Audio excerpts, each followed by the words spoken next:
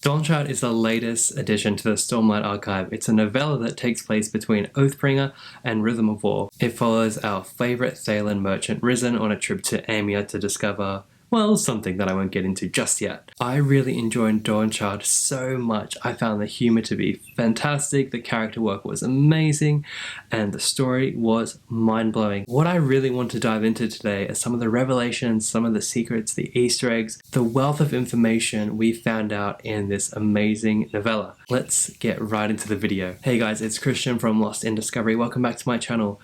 Today we're going to dive into Dawnshard. So if you have not read Dawnshard yet, please read it now and come back. There are going to be spoilers for the whole book, as well as the Stormlight Archive books before it. If you have not started Rhythm of War yet, don't worry, I'm not going to talk about that, and I haven't even started it either. So, let's get into the video. So the first thing you'll notice when you started Dawnshard, if you're like me, you were like, holy crap, Yarb is alive. Now, if you don't remember, Yarb was a crewmate with Shallan throughout the first little part of the series. He was on the ship where Yasna was killed and Shallan had to soulcast the boat away. Well, the ship away. I'd presume the whole crew died, but it seems that Yarb is still alive and we are following him in the prologue. He runs into a ghost ship in this prologue, and I don't know if this will shock you, but it might. It depends if you're a bit of a fanboy like me, but this stood out straight away. We have been on this ghost ship that he saw, and we've had a whole perspective chapter about it.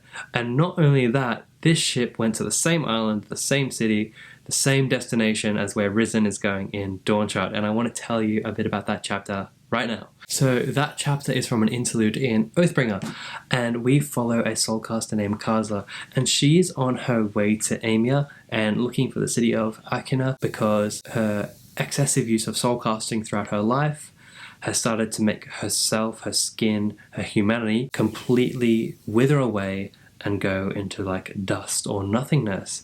She's on her way there to try and find a cure for it because she knows that soulcasters and fabrials originate from this island, and if there was going to be anywhere that she could cure herself, it would be at Amia. This is where it gets so interesting, and reading it back today, it was so shocking to see how similar this little chapter was to Dawnshard. So Kaza is on her way there. They go through a storm that is extremely intense. They break through it suddenly, just like in Dawnshard. They see the spires and the giant rocks. She starts to soulcast these away. As she's doing this though, her crewmates around her start dropping dead, and she realizes the cook, who had lots of tattoos on their face, had poison them, and we quickly find out this is Odyssean Amian, one of these people that are made up of Kremlings, these like hive minds. This is an example of those necessary killings that the Amians have been making to protect this island and the secrets held in it. Reading that again today was so awesome, and I suggest you guys all go back to Oathbringer and check it out too. There are lots of little details throughout that I think you'll really enjoy.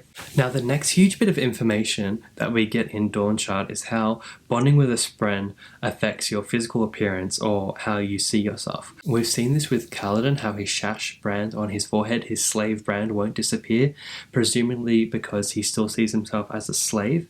And we've seen this with Lopen, like regrowing his arm because he still sees himself like that. An interesting example of this is with the King of the Reshia Isles.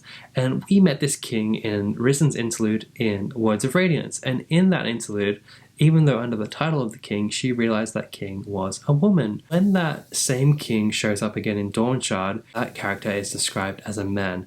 And this is what Talik says about it. He says, "We now realize this transformation is in relation to a Spren that he has been seeing. So it seems like when you bond with a Spren, you almost can take on your form as you see yourself."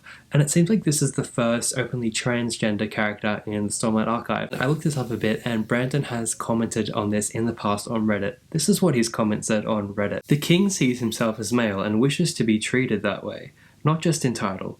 In fact, in the coming months, you will see this character again briefly in some scenes I've already written, if you keep an eye out." And that was 3 months ago, and for sure he's talking about Dawnshard. That's a fantastic thing you've done there, Brandon. That's awesome. Moving on to the next bit of information we get in Dawnshard, we get full-on 100% confirmation that the Horn Eater Peaks have portals to the cognitive realm, or as we know it, Shadesmar. And this has been hinted at and basically confirmed by Brandon and throughout the books. Rock talks about it a lot, going into the hot springs and going to the world of gods and Spren, and he alludes to meeting Wit there, or someone who sounds very much like Wit.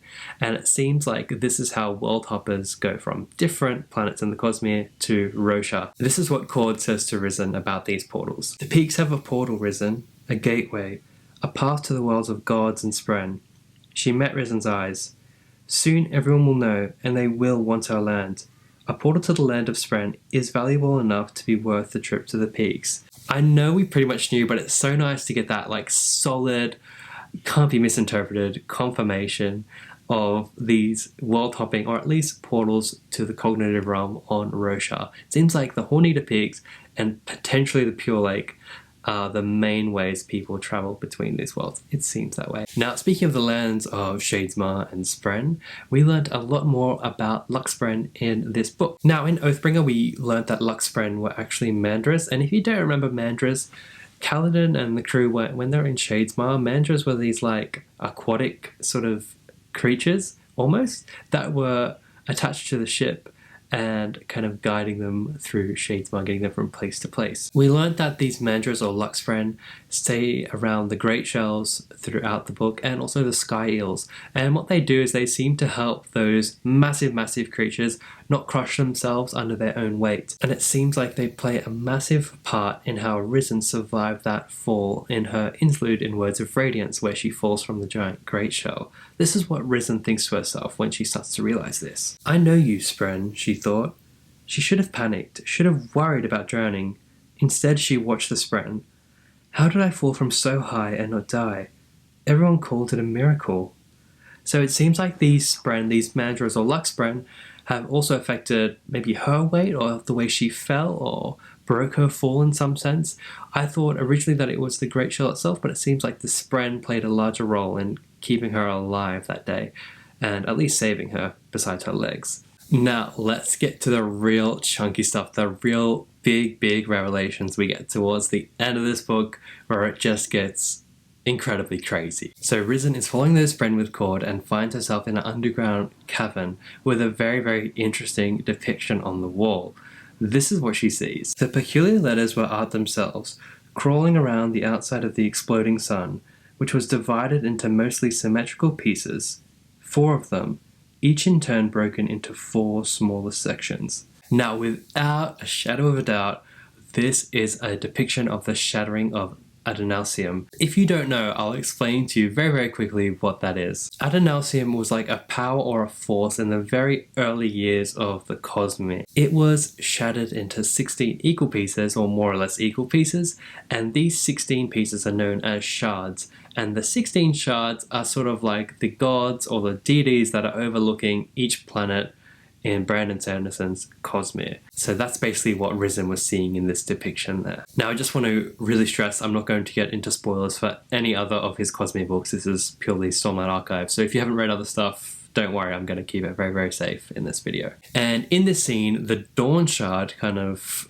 was being held in that depiction of Adonalsium and goes into Risen.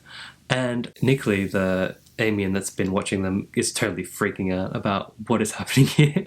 And this is what he says as he's explaining kind of what the Dawnshards are and what we know about them. He says, "And so the Dawnshards, the 4 primal commands that created all things." He paused. "And then eventually they were used to undo Adonalsium itself." So it seems like these Dawnshards have been around since the very inception of the Cosmere and had a part to play in breaking up Adonalsium. Now, when looking into Dawnshard a little bit for this video, my mind was freaking blown when I found mentions of it in The Way of Kings. It's like, dude, Brandon Sanderson, man. It's like, the amount of groundwork he's laid for this series is truly staggering and so impressive. Let's have a look at this little snippet I found about the Dawnshards in A Way of Kings right now. So at the start of chapter 36 in The Way of Kings, where Yasna is about to turn all those guys into flames, there is this quote: "Taking the Dawnshard known to bind any creature, voidish or mortal, he crawled up the steps crafted for heralds, 10 strides tall apiece, toward the grand temple above." From the poem of Ishtar. I have found no modern explanation of what these Dawnshards are. They seem ignored by scholars, though talk of them was obviously prevalent among those recording the early mythologies. Now, I wonder why it's ignored by scholars or information is not being passed down. It seems like those Amiens or Kremling hive minds, or Hordlings as they like to be called, have totally been killing anyone who has been mentioning the Dawnshards or even talking about them in passing. They love to tell Risen how much they're not afraid to do like a few kills to save billions of lives. So very, very interesting little tidbit mentioned all the way back in The Way of Kings when you read this stuff probably a few years ago and thought, what the hell was that about? I guess I'll just keep reading about Kaladin and the bridge crew. So this is what it's all about, man. I love this stuff. I love it. Two last things I want to talk about before I wrap this up. The next one is about Chiri Chiri. Nickley kind of says that Chiri Chiri is going to keep growing over time, and they were the original protectors of what is on the city of Akina and on the island of Emia. It seems that Chiri Chiri, let's just get to it, I'm pretty sure she's going to be a freaking dragon. Is that where we're going with this? I think we're going into dragon territory here. It's said that she has to bond with Mandras to bond with Lux Spren, and I feel like that has to do with having her be able to fly, same with the sky eels. So it seems like each time she kind of levels up or like gets larger, she has to bond with more Lux Spren, perhaps, create more of a relationship so she can get up in the air and flying. And Risen kind of glances at the bones of what seems like Larkins, and just seeing the potential of that and just thinking about the potential of that is pretty exciting. If we get Risen riding on Chiri Chiri with like Fabrials and things like that involved, like, you just know Sanderson would deliver so well on that. And the very, very, very last thing I want to mention, and I'll be very careful here to not spoil anything outside of the Stormlight Archive, but Risen starts to get enhanced senses. She starts to see colour much more vividly, things start to taste better to her. Her senses overall are quite heightened. And if you've read more of Sanderson's Cosmic books, you like me definitely noticed what magic system this is alluding to from a different series, and I found that extremely exciting. It raised a lot of questions. Yeah, it's just very exciting. You know what I'm talking about if you've read that other book.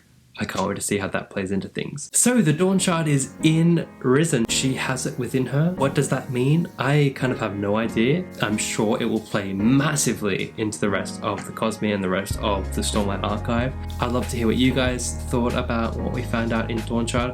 I hope I brought to light some things you didn't realize. Thank you so much for watching, and thank you to all those people who have subscribed in the past week. We went from 400 to 500 so damn fast, and it's really exciting. Thank you so much for sticking around. And if you just found this video or are new to my channel, welcome. Subscribe if you would like more videos like this. I make one video a week at the very least, and can't wait to make more. Thanks again. I'll see you guys all in the next video. Bye.